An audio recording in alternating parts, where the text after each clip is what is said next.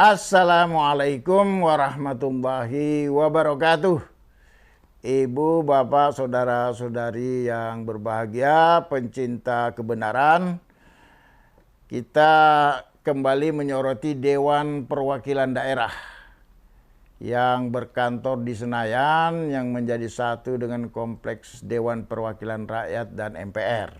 Karena Dewan Perwakilan Rakyat juga anggotanya otomatis menjadi anggota MPR. Jadi sebagaimana secara populer disebutkan, Dewan Perwakilan Daerah itu adalah mewakili daerah. Jadi DPR mewakili penduduk, mewakili orang, DPD mewakili daerah, mewakili sungai, gunung, laut, danau, dan seterusnya. Artinya diwakili itu bagaimana tanah air kita, sungai kita, laut kita, pantai kita itu selalu dalam kondisi yang tetap bagus terpelihara.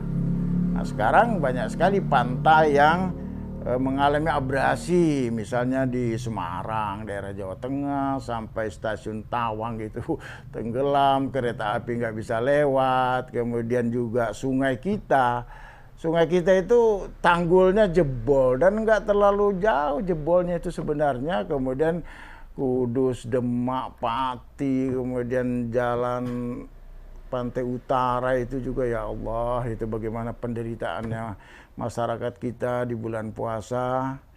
Nah, itu semua perlu dikerjakan secara serius oleh Dewan Perwakilan Daerah era yang baru hasil pemilu ini. Bahkan banyak sekali provinsi yang pantainya itu tergerus, mengalami abrasi, yang dulunya pantainya bagus, kemudian ombak semakin menggerus, rumah yang ada di pinggir pantai itu semakin banyak yang rusak, kemudian nelayan juga semakin susah pada musim angin itu. Nah, ini saya kira tugas yang harus diambil alih oleh Dewan Perwakilan Rakyat secara sungguh-sungguh. Bapak Ibu sekalian, saya kadang-kadang mendengarkan komentar dari teman bahwa memang anggota Dewan Perwakilan Daerah itu ikut bersidang sebenarnya di DPR dalam membahas rancangan undang-undang. Tetapi ya ini maaf ini kadang-kadang mereka menganggap itu kadang-kadang kurang galak gitu.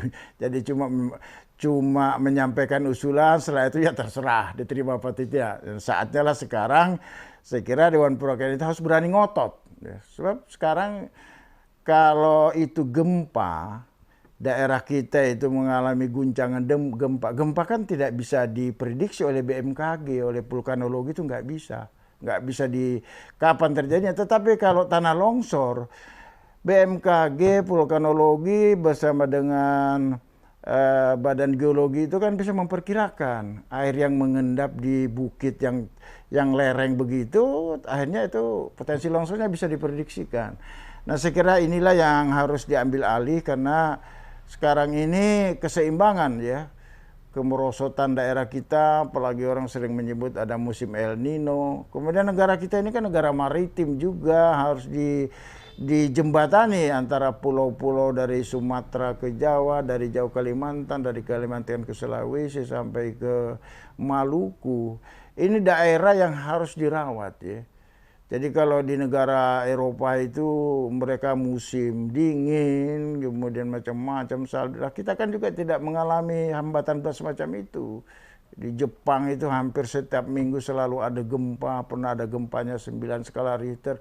Tapi mereka juga bisa mengelola. Nah, kita cuman dalam setahun itu hanya beberapa bulan diberi angin laut yang kencang, ombak yang besar.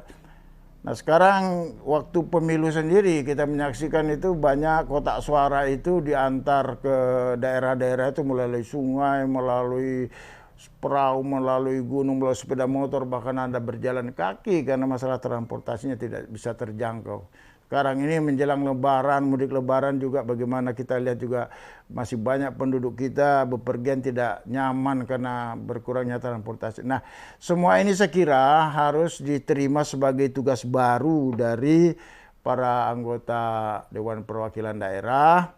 Dan dalam hal ini saya kira harus memaksimalkan pendekatan ilmu pengetahuan dan teknologi, IPTEK ya. Jadi harus banyak dipetakan, banyak sekali peneliti-peneliti kita dari berbagai kampus, dari lembaga penelitian, BRIN, dan dahulu LIPI, BPT, dan sebagainya. Karena membangun tanggul sungai seperti yang terjadi di Kaliwulan misalnya di Jawa Tengah, itu kan tidak terlalu rumit. Jauh lebih rumit kalau kita membuat jalan tol. Jauh lebih susah kalau kita membuat kereta cepat Jakarta-Bandung itu loh, yang lebih anggarannya lebih 100 triliun gitu loh. Jadi segera tanah air Indonesia sekarang ini berharap betul kepada Dewan Perwakilan Daerah untuk diwakili, dalam artian diuruslah segala macam tantangan-tantangan banjir, longsor, kemudian macam-macam ini. Mudah-mudahan Bapak-Bapak Ibu yang terpilih meskipun belum dilantik, karena menurut catatan itu tidak banyak sengketa dalam Dewan Perwakilan Daerah ini. Mudah-mudahan mereka yang terpilih segera akan dilantik, betul-betul mempersiapkan diri untuk melaksanakan tugas yang besar ini. Demikian, Assalamualaikum warahmatullahi wabarakatuh.